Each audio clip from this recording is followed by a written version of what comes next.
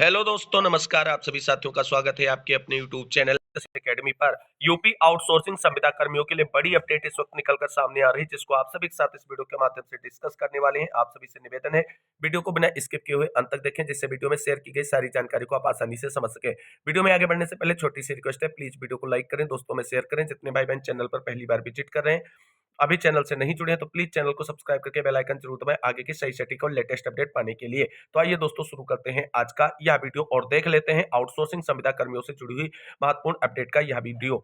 साथियों, जैसा कि आप सभी लोग जानते हैं, उत्तर प्रदेश सरकार के साथ साथ देश के सभी राज्यों में विभिन्न विभागों में रिक्त पदों पर आउटसोर्सिंग संविदा कर्मियों की नियुक्ति की जाती है। और ऐसा दोस्तों इसलिए किया जाता है क्योंकि विभागीय संविदा पर अगर नियुक्तियां की जाए तो उनकी सैलरी ज्यादा देनी पड़ती है, और रेगुलर भर्तियां अगर विभागों में की जाए तो वहां पर सैलरी आप सभी लोग जानते हैं और ज्यादा सरकार को चुकानी पड़ेगी। और सरकार सभी, चाहे उत्तर प्रदेश की हो चाहे अन्य राज्यों की, आउटसोर्सिंग संविदा कर्मियों को इसलिए प्रमोट कर रही क्योंकि राजस्व बचाने का उनका जो एक सीधा सा फंडा है वो आउटसोर्सिंग संविदा कर्मियों की नियुक्ति के माध्यम से पूरा होता है।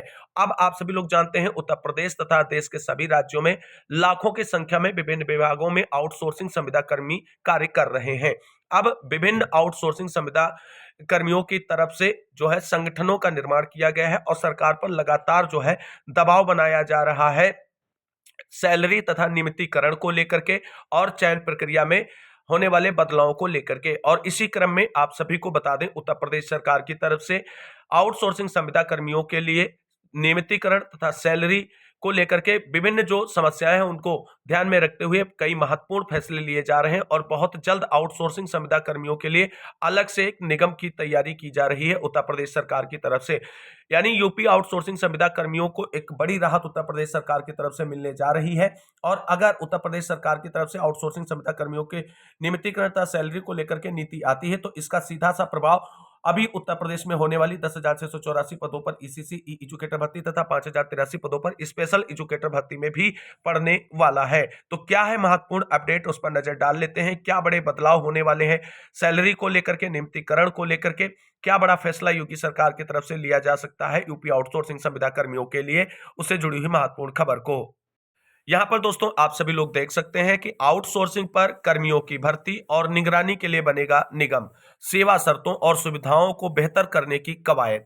यूपी में आउटसोर्सिंग कर्मियों के खिलाफ अवैध कार्रवाई व शोषण की शिकायतों को दूर करने और सेवा प्रदाता एजेंसियों को जवाबदेह बनाने का तंत्र विकसित किया जाएगा। सरकार आउटसोर्सिंग से कर्मचारियों की भर्ती, उनकी सेवाओं और सुविधाओं की मॉनिटरिंग के लिए आउटसोर्स सेवा निगम बनाने की तैयारी कर रही है। श्रम विभाग के तहत काम करने वाले इस निगम को विभिन्न अधिकारियों से लैस किया जाएगा, जिससे यह कर्मचारियों के हित में प्रभावी कदम उठा सके। प्रदेश में इस समय 6 लाख से अधिक आउटसोर्स्ड कर्मचारी हैं। स्वास्थ्य सहित जन सुविधाओं से जुड़े अहम विभागों के महत्वपूर्ण काम इनके हाथों में है। आउटसोर्सिंग के जरिए आने वाले इन कर्मचारियों के वेतन, सुविधाओं सहित अन्य सेवा शर्तों के मानक सरकार ने तय कर रखे हैं, जिन्हें पूरा करने का दावा भी सेवा प्रदाता एजेंसियां करती हैं। लेकिन नियुक्ति से लेकर सेवा समाप्ति तक की मॉनिटरिंग का कोई व्यवस्थित तंत्र न होने से सेवा शर्तों के दुरुपयोग की शिकायतें भी आती हैं। इसलिए आउटसोर्सिंग के माध्यम से कर्मचारियों के चयन के लिए अलग से निगम बनाने का प्रस्ताव आगे बढ़ाया गया है। सभी एजेंसियों को इस निगम में पंजीकृत होना होगा। इसके जरिए ही विभाग एजेंसियों का चयन करेंगे। नीति और प्रभावी बनाने का निर्देश। सूत्रों का कहना है कि पिछले दिनों श्रम एवं सेवायोजन विभाग ने सीएम योगी के समक्ष प्रस्तावित नीति का प्रेजेंटेशन दिया था। सीएम ने नीति को प्रभावी और कर्मचारियों के हितों पर केंद्रित रखने के निर्देश दिए थे। खासकर आउटसोर्सिंग के जरिए काम करने वाले सभी कर्मचारियों का ईपीएफ खाता हो, जिसमें कंपनियों का अंशदान नियमित तौर पर जाए। आगे अब यहां पर कुछ और चीजें देख सकते हैं। सम्मानजनक न्यूनतम वेतनमान तय करने का भी दिया गया है प्रस्ताव। इन बदलावों की हो रही है तैयारी। आउटसोर्स्ड कर्मियों का वेतन निगम के जरिए ही सीधे उनके अकाउंट में भेजा जाए, और एजेंसियों को उनकी सेवा के बदले तय कमीशन का ही भुगतान हो। इसे कम वेतन देने, समय से भुगतान न करने जैसी शिकायतों को दूर किया जा सकेगा। दूसरा पॉइंट है, दागी या आपराधिक प्रवृत्ति के लोग सेवा में न आ सके, इसके लिए पुलिस वेरिफिकेशन किया जाए। तीसरा है, निगम जहां नियुक्तियों की निगरानी करेगा, वहीं कर्मचारियों की सेवा समाप्ति में संबंधित विभाग के सक्षम अधिकारी की संस्तुति को भी अनिवार्य बनाया जा रहा है। अलग अलग कैडर के हिसाब से न्यूनतम वेतनमान भी तय होगा। अगला जो पॉइंट है वो है, कर्मचारियों की नियुक्ति के लिए रेंडमाइजेशन की जगह एकेडमिक बेस्ड मेरिट प्रणाली जो है लागू करने पर विचार हो रहा है। अब यहां पर अगला जो पॉइंट है, निगरानी तंत्र पर जोर क्यों दिया जा रहा है? तो यूपी में सेवाओं का बड़े पैमाने पर विस्तार हुआ। सेवाओं के सापेक्ष कर्मचारियों की उपलब्धता के लिए आउटसोर्सिंग की नीति अपनाई जा रही है। 2 दर्जन से अधिक विभागों में अलग-अलग स्तर पर आउटसोर्सिंग के जरिए लाखों कर्मचारी काम कर रहे हैं। इनकी दक्षता न केवल कार्य की गुणवत्ता प्रभावित करती है, बल्कि योजनाओं के जमीनी अमल पर भी असर डालती है। इसलिए इनको बेहतर सुविधाएं, वेतनमान आवश्यक है। सरकार को अक्सर सेवा प्रदाता एजेंसियों द्वारा कर्मचारियों के शोषण, वेतन में अवैध ढंग से कटौती सहित मनमानी शिकायतें आती हैं। एजेंसियों के इस काम से जो है बट्टा शासन की साख को लगता है। इसलिए आउटसोर्सिंग सेवाओं की मॉनिटरिंग के लिए भी व्यापक तंत्र बनाए जाने का फैसला किया गया है। तो कुल मिलाकर के आप सभी लोग देख सकते हैं कि उत्तर प्रदेश में आउटसोर्सिंग संविदा कर्मियों के लिए भी सरकार की तरफ से कई महत्वपूर्ण और बड़े जो है फैसले बहुत जल्द आप सभी को देखने को मिलेंगे। कल भी इसी से जुड़ी हुई अपडेट और खबर आ रही, आज भी आप सभी लोग यहाँ पर देख सकते हैं। यहाँ पर आप सभी लोग दोस्तों देख सकते हैं 16 दिसंबर का जो है न्यूज है, अमृत विचार की तरफ से न्यूज़पेपर में इसे जगह दी गई है। उत्तर प्रदेश के मुख्य सचिव मनोज कुमार सिंह के साथ 18 नवंबर को कर्मचारी शिक्षक संयुक्त मोर्चा की बैठक हुई, जिसके बाद राज्य सरकार ने कई महत्वपूर्ण फैसले किए हैं। कर्मचारी शिक्षक संयुक्त मोर्चा के अध्यक्ष बीपी मिश्र ने बताया कि बैठक के दौरान कई महत्वपूर्ण निर्णय जो है मुख्य सचिव ने लिए थे, जिसको लेकर सरकार ने महत्वपूर्ण फैसला लिया है। इसके लिए बीपी मिश्र ने मुख्य सचिव का आभार भी व्यक्त किया। यहाँ पर आगे आप सभी लोग देख सकते हैं 18 नवंबर को कर्मचारी शिक्षक संयुक्त मोर्चा के प्रतिनिधियों के साथ मुख्य सचिव ने बैठक की थी, जिसमें शिक्षक संयुक्त मोर्चा की 8 सूत्री मांगों पर चर्चा हुई और इस पर निर्णय भी हुआ। यह बैठक लोक भवन स्थित मुख्य सचिव के सभागार में संपन्न हुई थी। बैठक में दीप कुमार अपर मुख्य सचिव वित्त एवं माध्यमिक, यम देवराज प्रमुख सचिव नित्य एवं कार्मिक तथा स्थानीय निकाय एमडी राज्य सड़क परिवहन विभाग, स्वास्थ्य, सिंचाई, सार्वजनिक उपक्रम आदि विभाग के सचिव या विशेष सचिव मौजूद थे।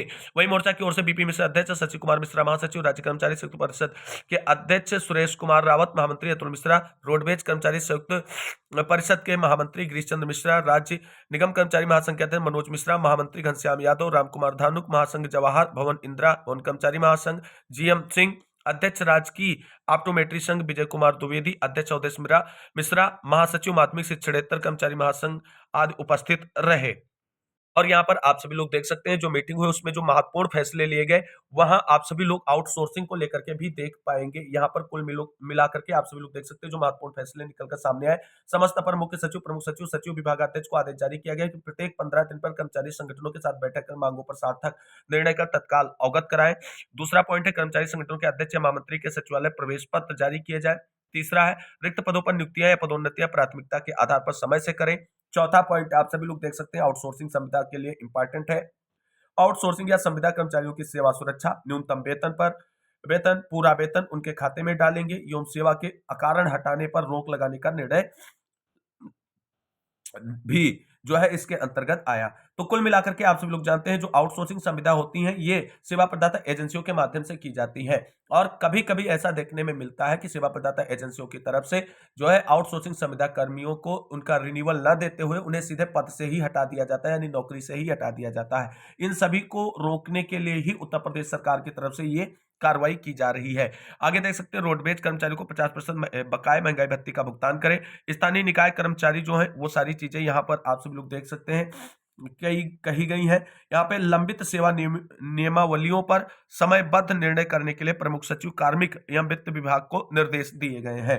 तो कुल मिलाकर के उत्तर प्रदेश में लाखों की संख्या में जो कार्य कर रहे हैं आउटसोर्सिंग संविदा कर्मी, उनके लिए योगी सरकार जो है प्रतिबद्ध है और उनके भविष्य को लेकर के भी सचेत है और आने वाले समय में आप सभी को आउटसोर्सिंग सेवा नियमावली भी देखने को मिलेगी, जिसमें न्यूनतम वेतन और नियमितीकरण को लेकर के बड़े फैसले देखने को मिल सकते हैं। इसके साथ साथ चयन की प्रक्रिया पर भी बड़ा बदलाव देखने को मिलेगा। अब बेसिक शिक्षा विभाग में अभी हाल ही में 15,000 से अधिक पदों पर आउटसोर्सिंग संविदा कर्मियों की नियुक्ति होने जा रही है, ईसीसी एजुकेटर और स्पेशल प्रोफेशनल एजुकेटर के रूप में। और उससे पहले अगर नियमावली आ जाती है तो इन ईसीसी एजुकेटर भर्ती और स्पेशल प्रोफेशनल एजुकेटर भर्ती में आवेदन करने वाले और अंतिम रूप से चयनित अभ्यर्थियों को भी इसके अंतर्गत काउंट किया जाएगा। अगर उसके बाद भी नियमावली आती है तब भी उन पदों पर चयनित सभी अभ्यर्थियों को आउटसोर्सिंग संविदा नीति का लाभ मिलेगा। तो कुल मिलाकर के ईसीसी एजुकेटर भर्ती में अगर कोई आउटसोर्सिंग सोचकर आवेदन नहीं करना चाहता है तो आप सभी भाई बहनों से कहेंगे कि आप सभी लोगों के सामने जैसे ही आवेदन की प्रक्रिया शुरू हो फटाफट आप आवेदन अवश्य करें, क्योंकि जिस तरीके से पूर्व में संविदा कर्मी भी जो है वो रेगुलर हो गए, इसी तरीके से आने वाले समय में भी आउटसोर्सिंग संविदा कर्मियों को नियमितीकरण, रेगुलर वेतन वृद्धि और जो है स्थायी नौकरी का मौका मिलेगा। सरकार इसके लिए प्रतिबद्ध है, क्योंकि सरकार का मेन जो मोटिव है वो है राजस्व को बचाना, और राजस्व बचाने के लिए ही आउटसोर्सिंग संविदा भर्तियां की जा रही हैं देश के सभी राज्यों में। और अब आउटसोर्सिंग संविदा के रूप में जब लाखों की संख्या में नौकरी कर रहे हैं व्यक्ति, तो उनके संगठन लगातार सरकार पर दबाव बना करके अपने हितों की रक्षा के लिए प्रयास भी कर रहे हैं। तो कुल मिलाकर के उत्तर प्रदेश में आउटसोर्सिंग संविदा कर्मियों को उत्तर प्रदेश सरकार की तरफ से बहुत जल्द बड़ा सरप्राइज मिलने वाला है, और उम्मीद है कि न्यू ईयर में यह सरप्राइज आप सभी को मिल जाएगा योगी सरकार की तरफ से।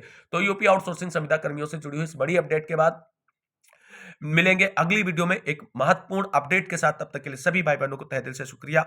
जय हिंद, जय भारत, वंदे मातरम।